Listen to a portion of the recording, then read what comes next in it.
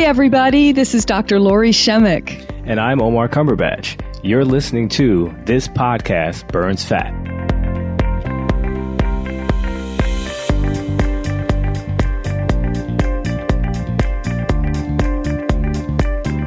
Hey, Lori, how are you today? Hi, Omar. Doing great. Great. Really excited about our guest today. The wonderful Dr. Wendie Trubow. Yes. She is the detox doc with an exclamation mark after that. Yes. The dirty girl. The dirty girl. And yes, she is the best-selling author of Dirty Girl. And there's a really good reason why she chose that title, because it's all about toxins in our body. Yeah, no, very interesting story she has for sure.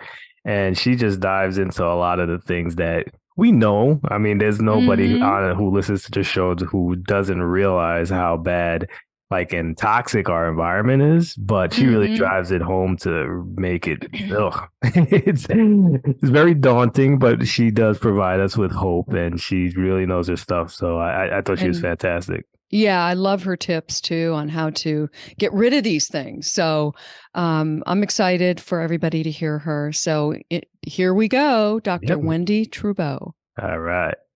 Hey, Dr. Wendie, welcome back to the show. Thank you so much. Great Welcome. To be with you both. It's nice to be with you again. Yeah, ditto. Yeah, it's been a little while. So can you tell us a little bit about what you've been up to since the last time we spoke?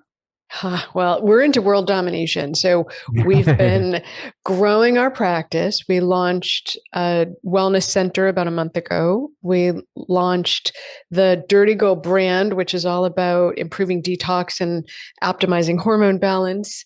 And we're putting on a summit next month, actually, for environmental toxins, autoimmunity, and chronic diseases. So it's been crazy busy since we talked last. That's fantastic. Yeah, we get a lot of questions about all of that. So you're definitely at the right place. And so Dr. Wendie Trubow is a functional health specialist and a detox doc, which I love, and a best-selling author of Dirty Girl. So welcome again. And I'd also like to say you're a mother as well. So that's another job. It really is. It's probably my best job, but yeah. Yeah, exactly. So, is there anything in terms of toxins that you mentioned before we started about how they're stored in the fat cells, or that they affect weight gain? And I'd love to know more about that if you could. Yeah, Lori, I just have to say, you can't unsee it once you've started to see it, and it's horrifying, but it's fixable. I think the message that everyone should take away is you have control over this narrative, and you have the ability to alter your future. So I always have to say that, because I don't want you to go down into the pathway of it's hopeless and I'm a victim, because you're not. That's great. Yeah, it's fantastic to say. So almost all of our toxins are fat soluble, meaning they like fat more than water. And so if you think about all the things we're exposed to every day, from from our beds, which often have flame retardants, to our shower, which might have chemicals in the water, to the products we use in the shower, to the things we use after our shower, our moisturizers, creams, makeups, hair products, colognes, sprays, then the clothing that we're putting on that may or may not have been dry cleaned. And if it was dry cleaned, it has formaldehyde in it, to the air quality in our home, to the new car we sit in with 300 chemicals. You're sort of getting the sense, right? And then I skipped over breakfast because I intermittent fast, so I don't eat before I leave. But if you eat breakfast before you leave, and you are eating food that's not organic, you're getting exposed to pesticides, herbicides, and insecticides. So by the time a human leaves the home in the morning or sits down to work at home, you've been exposed to anywhere from 150 to 300 chemicals, depending on where you live, what you're eating, what you're using on your body. And I call that death by 1,000 cuts, because it's not like you're taking a bath in chlorine, and it's not like you're using the whole all of the clothes in your closet that have formaldehyde in them. You're not doing it all at once, but you're getting multiple exposures from hundreds of different sources, and additive, as you think of it, like a cumulative effect, as opposed to, well, it's not really that bad because it's just one thing, but it's not one thing. It's many small things put together and cumulatively adds up to a lot. So I want to pause there because I haven't gotten to the fat part yet, but that's just a lot to digest. That is, I mean, that's incredible, because you think about, and I know you probably know all about forever chemicals and Yes. all of that. So I think our audience would love to know that if you feel like talking about it today. But it's something horrifying. Very important. Yeah. Well, I'd love to say something about PFAS, particularly PFAS, because it was literally this week just regulated in our water source. And what's amazing is, I think in 2019, not that far ago, somewhere between 4 and 6 years ago, the EPA recommended something like a level of 70 in our water for PFAS. And what they came back at over the last 6 months was, actually, it shouldn't be 70, it should be 2. And that's a tremendous difference. Isn't it something? Yeah. Crazy, but it was just regulated this week. Yeah. And they also warned consumers about that, not just 8 months ago at the most. Yeah. They actually put a warning out.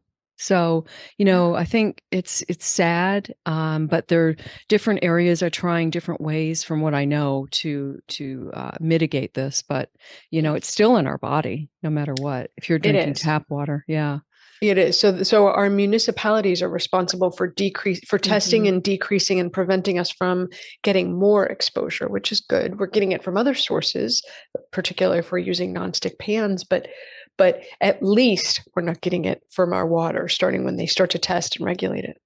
So going back to the fat, what happens is this cumulative burden that we're exposed to every day comes into our bodies, and our liver is responsible for the majority of our detox. Our kidney does some, our skin does some, but the liver is the big mover and shaker, particularly with all of these chemicals that need to be taken from their fat soluble form and put into their water soluble form so that we can pee or poop it out, or sweat even.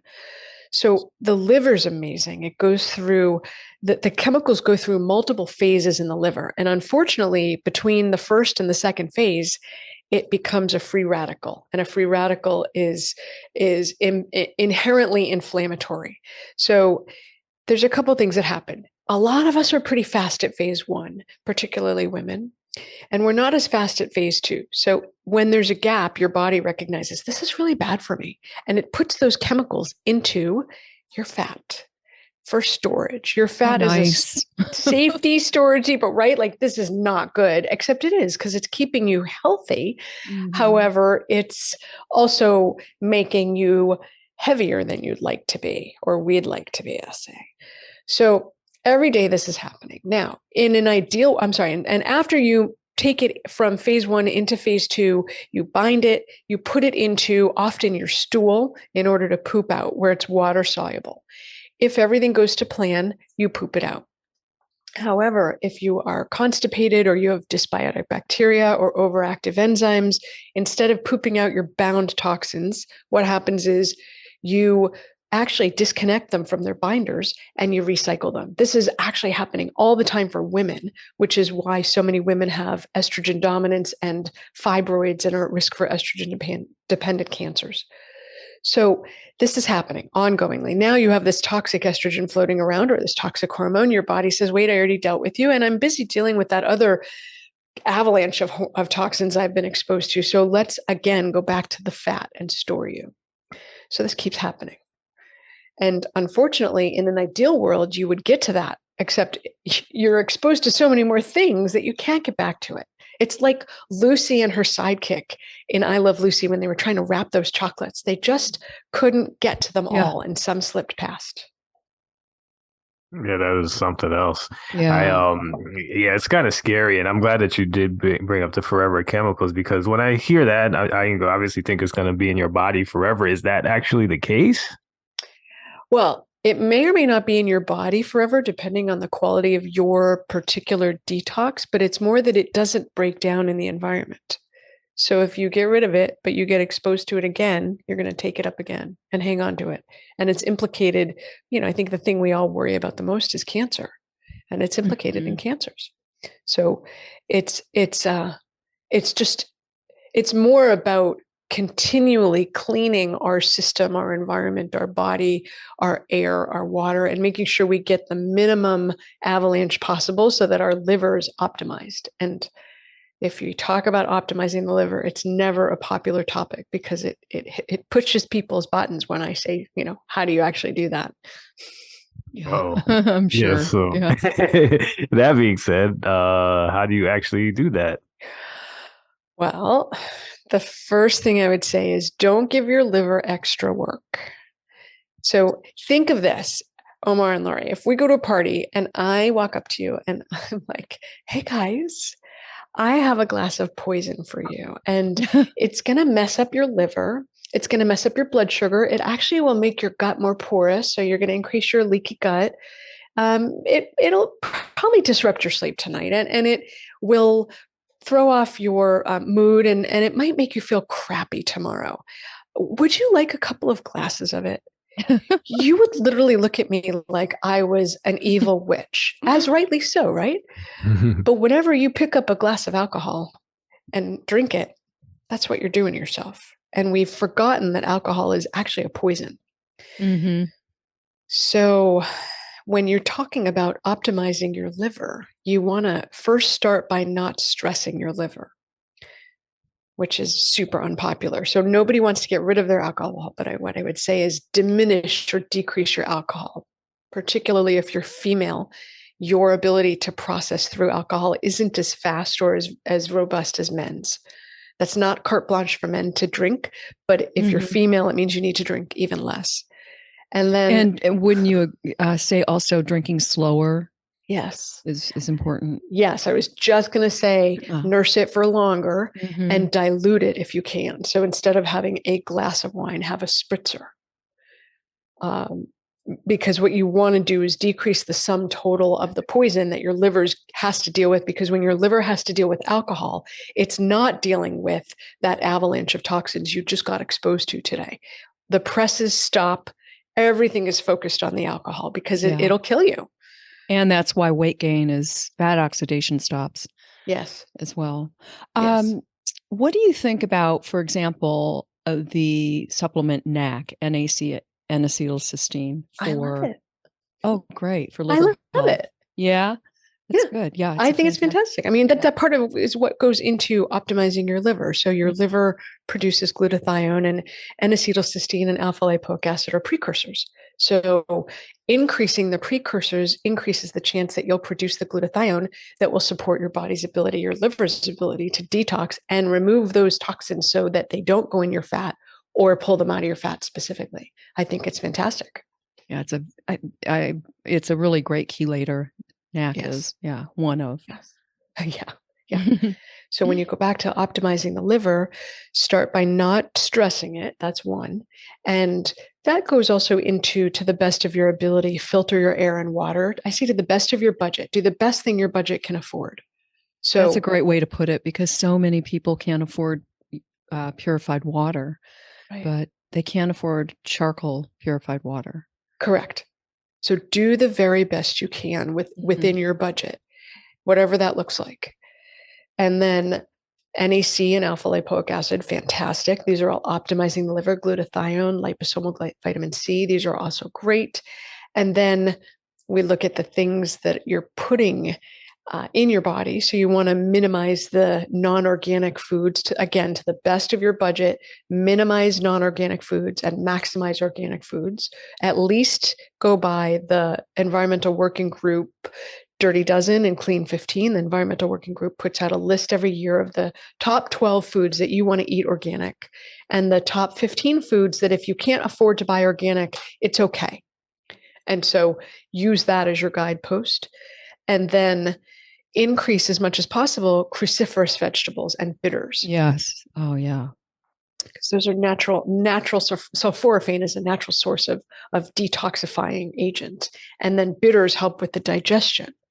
And then randomly, The best way to help your liver is to help your adrenals, and by maximizing stress, maximizing sleep quality, moving your body appropriately, not too much, and making sure that your gut is in balance. Because if you do all this work and you put it in your gut and then your gut is dysbiotic and dysfunctional, you're going to recycle all these toxins. So you don't ever accomplish the goal that you're looking for, which is get them out so you can burn fat.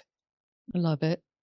So what are the telltale signs that we might be dealing with some toxicity overload? It's a really long list, Omar. So let's go big picture. Let's go with disease states or categories.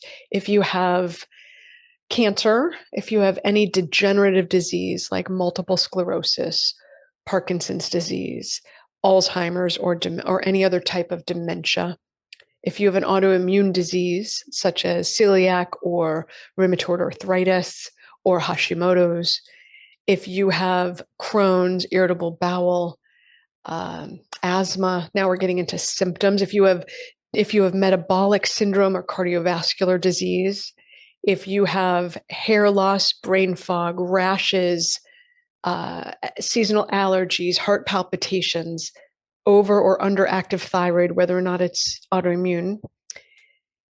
I said asthma, high blood pressure, bloating, gas, diarrhea, constipation, weight loss, weight gain, nutrient deficiencies, fertility issues, abnormal hormone balance, or joint pain, osteoporosis.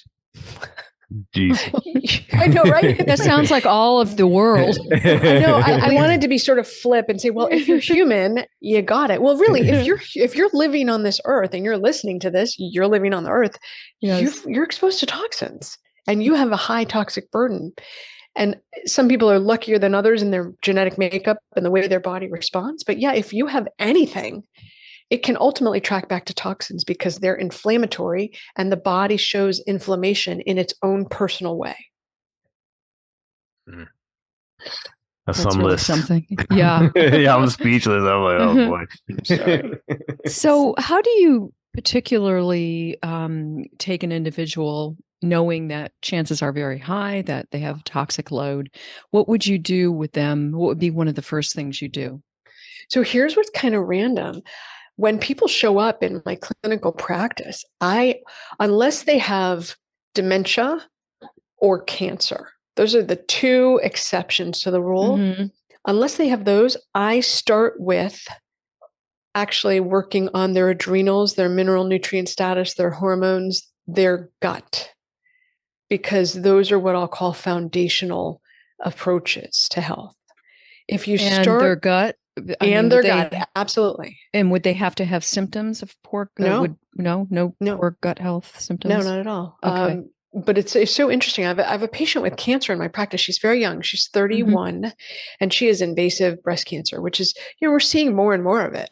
Yeah. And a lot of this tracks back to toxins because these are super inflammatory. And when our mechanisms are overloaded, we head down these pathways. So with her, that was one of the first things I looked at, and I was shocked. So with her, I looked at her gut, and her gut, she had zero symptoms, but she had very high levels of the enzyme that causes women to recirculate their estrogen, so that it causes estrogen dominance. And remember, she had cancer. So she had breast cancer. She has estrogen dominance.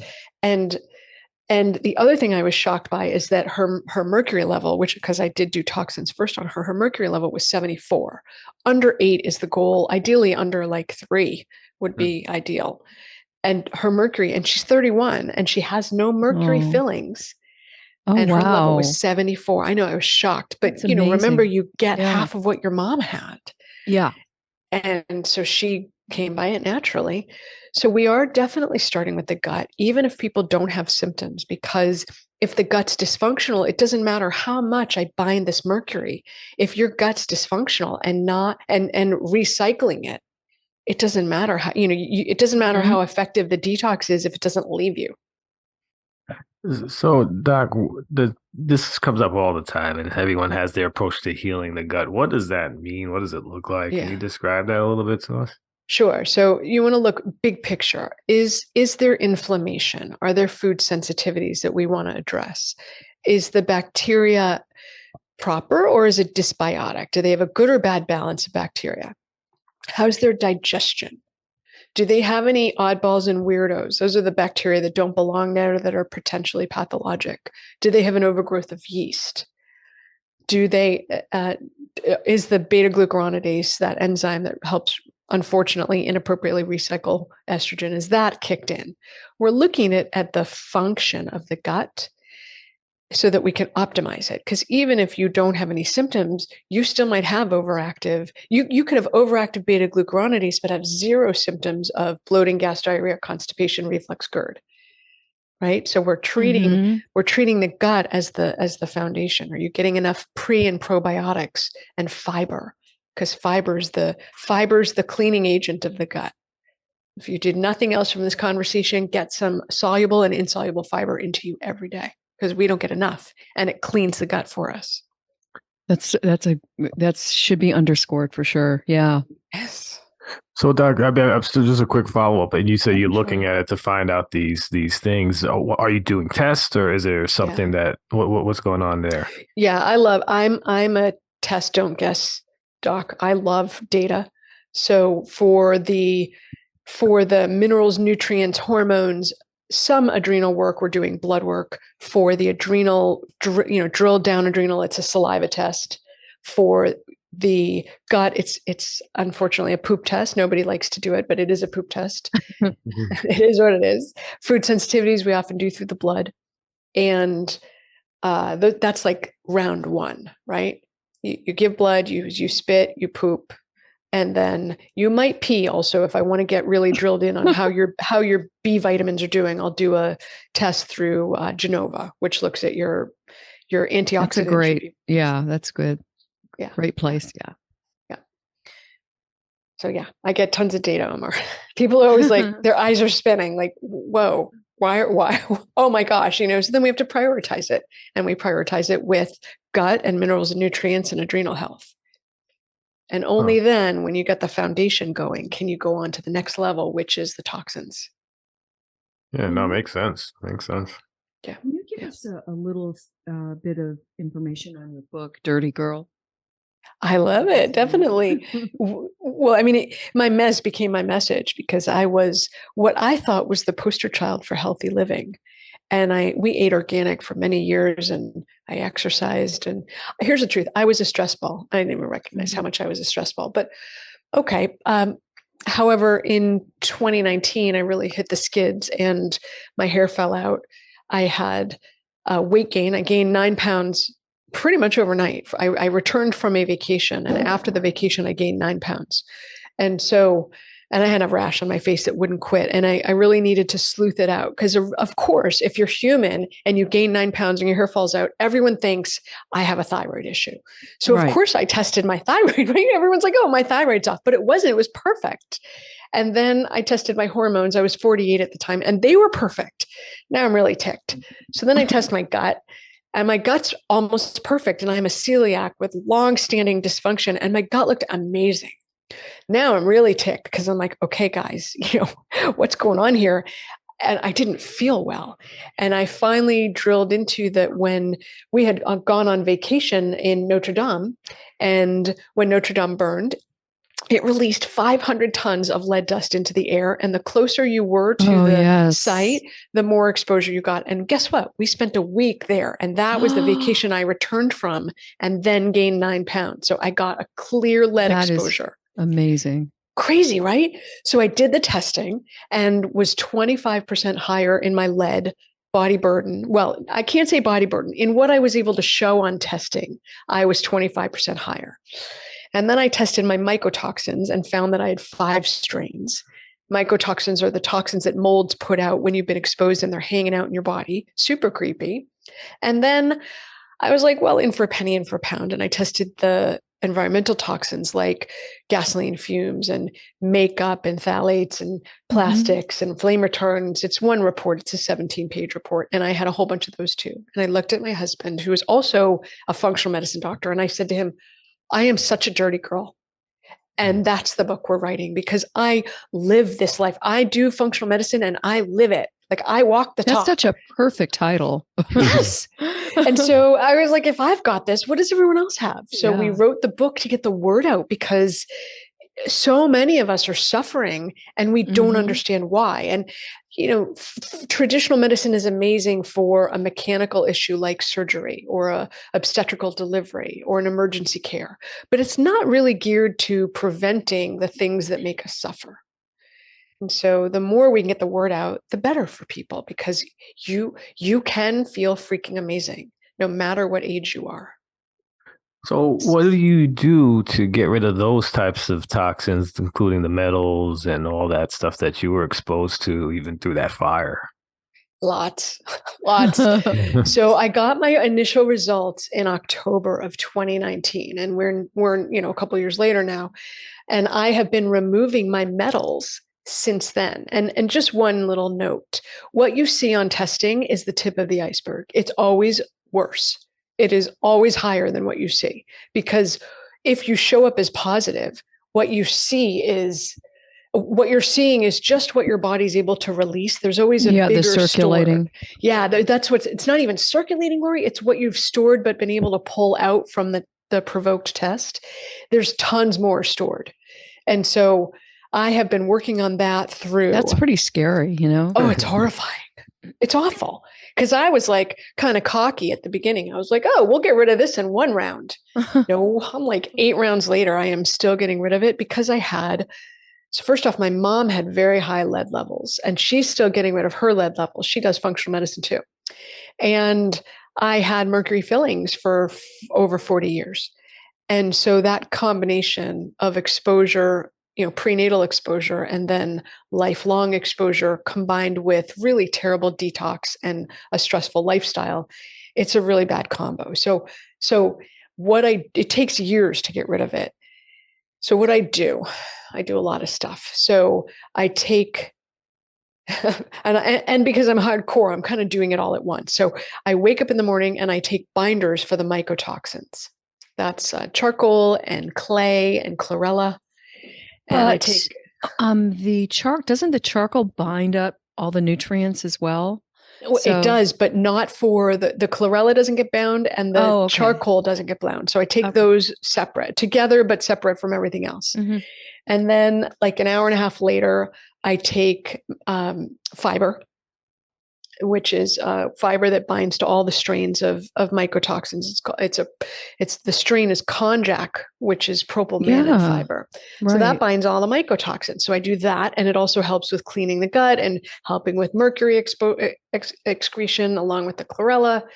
And then I take peptides in the morning along with glutathione and vitamin C. The peptides help cellular healing, and the glutathione and the vitamin C help with improving the liver. And then like an hour later, so it's only 9:30 and I've taken like a million things. And then an hour later, I take the DMSA, which is a metals binder. And then I don't do anything until lunchtime, when I break my fast and I do a shake that's designed to improve phase 1 and phase 2 in your liver. And I take all my supplements that help replete what the binders sometimes pull out minerals and nutrients, especially the DMSA. So I take the minerals and nutrients at lunchtime. And then if I get my act together halfway through my mid-afternoon, I take more fiber. And then sometimes I'll take Pectosol if I can really get my act together. How many milligrams of fiber, or grams maybe? It's 3 grams of fiber. Okay. Yeah, that's good. Yeah. And then at night, I take more glutathione and vitamin C. And konjac is a prebiotic fiber as well. So that's konjac is amazing. It's amazing. I know. Yeah. And then last thing before I go to bed, I take more chlorella. Which is amazing in and of itself. We've had her name escapes me at the moment, but yeah. Is it Catherine? Yes. Austin, yeah. She's on our summit actually. And is she? She sponsored it because we love the product. It's just such a fantastic product. So, and I do an IV once a week with heavy metal chelators IV, because it's been so difficult to get rid of my metals. So I do a lot. It's not normal. Oh, go ahead. I'm sorry. No, it's Jumping fine. all over you. It's fine. It's fine. There's a lot here. What do you think about chelation therapy? I think when appropriately done, it's fantastic. Because my father, who had it done 30 years ago, has really clean arteries like that of a 20-something. There's a couple of articles. He had 100 treatments, by the way. Yeah. Oh, wow. I haven't Yeah. reached 100 treatment. I have stopped counting. I should go see if I can count it up. I'm probably around like 45 or 50 actually at this point. I would say I'm a loyal human. I'm a loyal human to my toxins. Well, the loyalty runs the good and the bad, right? I'm loyal, but it's bad for toxins. So there is data that looks at certain types of metal chelation in the presence of cardiovascular disease. I haven't looked at this study in over 10 years, so I don't want to quote it too much, but it does look beneficial. Let's put it that way. Oh, fantastic. Yeah. So I know you went through your routine, but you forgot to talk about your coffee intake.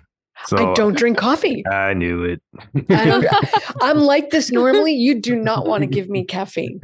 I'm always adrenal issue. I'm always kind of jacked up and like off the hinge. So I don't drink coffee. I never liked how I felt. It made me feel really anxious and jittery. But you bring up a really good point, because unless it's tested for purity, unless it's tested, it has mycotoxins and pesticides.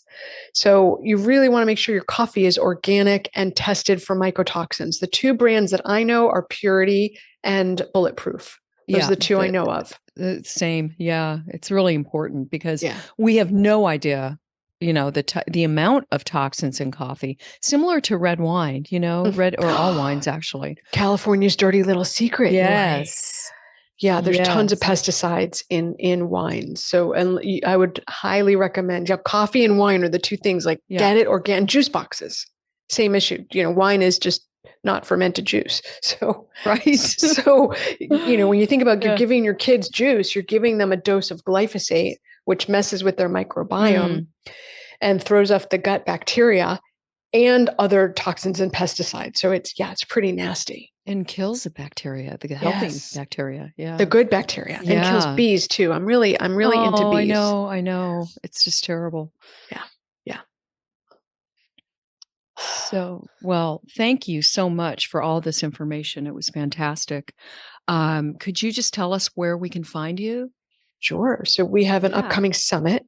We're all about having people be vital, vibrant, healthy, interested and able to participate in intimacy till you're at least 100, that you feel freaking amazing, and that every decade gets better than the one before. So we're putting on a summit in April that will give people the tools and the tips so that they can lose weight, burn fat, get rid of their toxins, feel freaking amazing, right? That's the goal.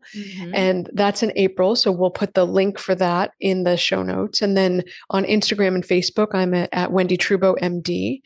And our podcast is currently called the 5 Journeys Podcast. However, we might rename it the Feel Freaking Amazing Podcast, because it just feels right. And our website is 5journeys.com. So that's the bulk of it. And then you can find Dirty Girl on either our website or Amazon. But really, you probably want to Google Dirty Girl Trubow or Dirty Girl Detox, not just Dirty Girl, because that's going to send you down a very different rabbit hole.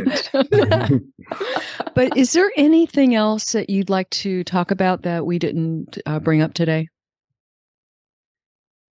Yeah, I think it's really important to recognize that you can only do what you can do.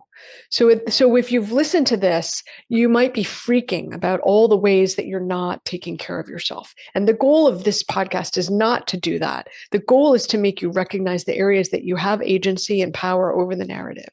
So when you're approaching the goal of, instead of death by 1,000 cuts, maybe have 50% fewer exposures in the course of your day. So look at, to the best of your budget, pick one thing to pick a fight with. So pick air quality, level up the best of your ability, get air filters to the best of your budget. Then pick your water and filter your water to the best of your budget. And then start to, as you run out of beauty products, hairspray, makeup, shampoo, conditioner, whatever that is, as you start to run out, pick the best thing in your budget that your budget allows for. And the way I do that is go by environmental working group. you can search a product or you can search a category and then go for the most accessible thing in the category that you can find.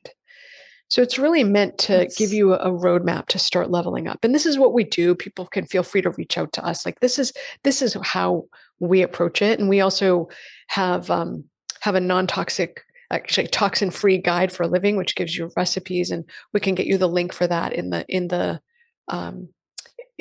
show notes too, so that people can start to get to work on how do you clean up your life, because you have agency. And that's the most important thing. That's a very important point.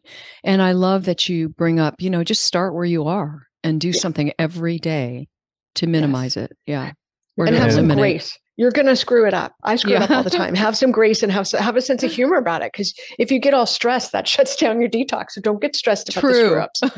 Good advice. But speaking of grace, I want to speak for a lot of the people who are very nervous about taking this path. Is there any life hacks that you would suggest to, I don't know, incorporate into your life so that you can still not necessarily be 100% on board with this? I know this is kind of against your religion and stuff like that, but the people out there, including myself, who do not necessarily want to give up their coffee, and if they can't afford say the bulletproof at the quantity of coffee that we drink, or the alcohol or other things that we might be indulging in that are not good for us, is there something like maybe superpower the other functions so that we can maybe get these things out of our system as we indulge? Yeah, totally. Oh, that's a great question. So there's so many facets to that. There's a lot to unpack in that question. It sounded really sort of benign and easy, but it's a hard question. So the first thing I would say is that it's really costly when you develop disease. And if you were to get a bad disease, you would put the budget necessary towards treating it. So think of it like, hey, I want to prevent that and avoid it. And so it's worth putting the budget towards it, because you'll put the budget towards it if you got a disease. If you got diabetes, you would pay for insulin. So how do we prevent you from getting it? So the first thing I would say is try to level up wherever possible. And the second thing I would say is, going back to the konjac propylmannan fiber, that is a fantastic way to help your body clean itself. If you have a clean gut, it's full of poop, so it's kind of weird to think of it being clean. But if your gut is balanced and has the right good bacteria, your health is going to be better. You're going to be better able to lose weight. Your blood sugar will be better controlled. So even fiber can make a difference, and fiber's cheap. So get fiber in you. Beans have both soluble and insoluble fiber. So if you can't get the konjac, you can get beans, and beans are cheap. Just go for organic beans, and you can get the beans that you soak yourself, and that's cheap. Nobody can argue with me. Yeah, it's so organic beans, keeping in mind that soil is often contaminated, but you do your best. So that's two things. And then NAC, also cheap. You can take it every day, and it's pretty hard to harm yourself with it. I don't know why the FDA is regulated. It doesn't make any sense to me. It's like the best thing since sliced bread. That's why. And then cruciferous vegetables. Go for cruciferous vegetables, because that will improve your liver's ability to get rid of toxins. So to the best of your budget, go for organic. Frozen vegetables are often financially more accessible than fresh. So you can go for frozen organic and see how much you can get in you, and go for greens, go for food that looks like food. So those are like the easiest things. And then move your body and sweat every day and get enough sleep, because you detox while you sleep. So that's free. That's great. Those are really helpful tips. Yeah. And decrease your alcohol, decrease or eliminate whatever feels right to the best of your ability to decrease it. I know it's not popular. Yeah, no, since Lori is a lady and she can't drink that much, I will drink her half of it. There you go. See, how mean is that? Slowly. I'll drink it slowly. Okay. Yeah, no, that's a tough one. But listen, Wendie, you've been fantastic. Oh, yeah. And yeah, I'm glad that we had you back. You're one of only a handful of people I think we've had on twice. So it just speaks to your ability and your knowledge. So definitely appreciate everything you did. Thank you. Thank you so much. It's been great to be with you both. You're a pleasure. You are absolutely wonderful. And so we're, blessed to have you here. So thank you again. My pleasure. All right. Have a great rest of the night. Okay. You Have too. a good Thank evening. you. Bye. Thank you so much for listening to this episode of This Podcast Burns Fat. We're so excited to have you as a listener, and we're hoping that you've really enjoyed the content as well. And if you did, please run over to iTunes and provide a rating and or review. It will go a long way in helping us continuously build our listenership up so that we can provide you with the excellent content regarding fat loss, weight management, and just an overall healthy lifestyle. Thanks so much. Have a great night.